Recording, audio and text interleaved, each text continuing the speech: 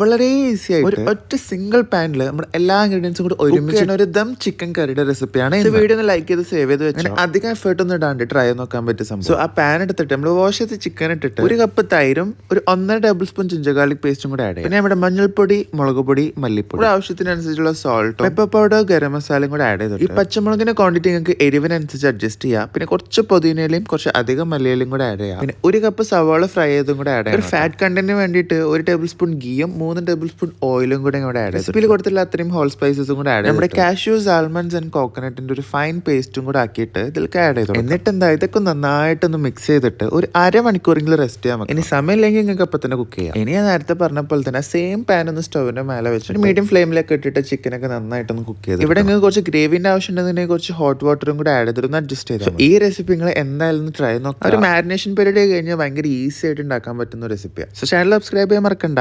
By.